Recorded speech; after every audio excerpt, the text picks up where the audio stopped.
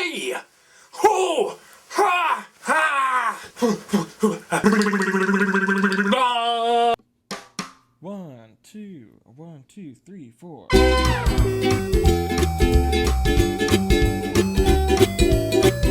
amazing show. You gotta watch it right now. Howdy doody, folks. It's good to see you again, and welcome back to Screwball Philosophy. Now, today's episode, you're probably thinking, what's it gonna be about? I know I am.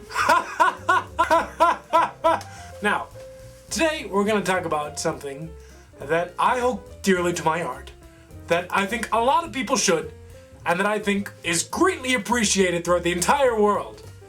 Cannibalism! No! Cannibalism board games! No! Board games! Now, there's a lot of board games out there that a lot of people have tried, a lot of people don't like, a lot of people fight over. Well, I'm gonna show you today how to play them correctly. Here are the games that we're gonna talk about, okay? To start off, there's one game out there that a lot of people like to mess around with, and it's Scrabble! A new way to play Scrabble with your friends would be to create your own words. See, most people do it the boring way and try to create words that already exist. But what you can do is something incredibly better. So how you play this game is you make up your own words. There doesn't have to be any letter count, just as long as you're getting as many points as possible. And then after the round is over, you define that word. And if there's more than 2 people playing, then it's up to a group vote. And whoever has the least points gets the final say on whether that word is actually a word. Ha! The oldest game dating back to ancient times, where Brutus killed Caesar. Monopoly. Many friends are betrayed, friendships lost, lives ruined, all because of a simple board game. Families broken, children broken, the hearts are broken. If you don't want to make enemies and lose friends, here's how you play it the right way. There's the correct way of playing Monopoly, but I play the backwards way, so I call it backwards Monopoly. What you do, you start out with all the pieces on the board. And when I say pieces, I mean houses and hotels.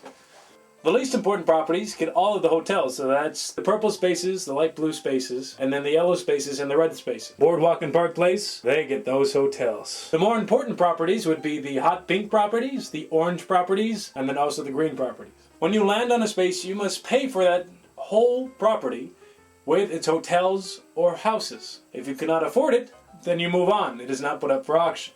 However, if you wish to decrease the amount of houses on that property, then you can pay them off. And you can do this for any property that is not your own.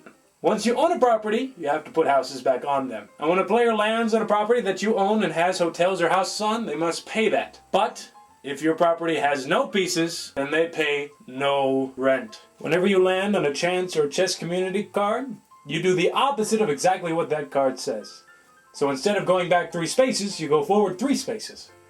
And instead of getting $150, you lose $150. And when you land on free parking, you don't get that money, but everyone else does. When you land on go to jail, you get to choose who goes to jail. When you land on income tax, you take money from the pot. And railroads just act the same. The winner of this game is the player who has the most houses on all of their property as soon as they run out of money. Another fun game that you can play a completely different way is Risk. I'm not gonna lie to you folks, I spent hours upon hours playing that game with many ferocious men. I started at 11 o'clock at night one night and finished at 6 in the morning. It was a night. But if you don't want to make enemies like that, here's how you play for fun. Risk, what you do, everybody chooses a single color of pieces. What you do then, you take the box that is contained in it. Lifting your box 1 foot off of the board, you slowly pour your men out onto the countries that you want. You'll find out very quickly that Europe is a popular place. Every player does this, ascending from age. Whatever pieces do not make it onto a country are now yours and are put back into your box. The pieces that do make it onto the map are now in play. You play accordingly. When there is a mismatch of pieces on the board, they must duke it out. You roll the dice and see who wins. And then there's Yahtzee. My favorite version of Yahtzee is not playing Yahtzee at all. This isn't school. I'm not going to add up numbers to have fun with my friends. Don't play Yahtzee. I'm not going to lie to you right now. My favorite game of all time is Clue. Because I always win! I mean, I used to have a really good winning streak, but people found out my strategy, and now there's millions of winners all around the world every day. So, I'm not special. Neither are you. The way to make Clue better is to actually do it. What you do, you get a big group of people who want to play and assign them the actual characters.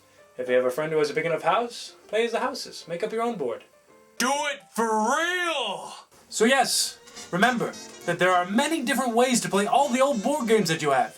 And trust me, I know! If you want some more games, I would love to play some.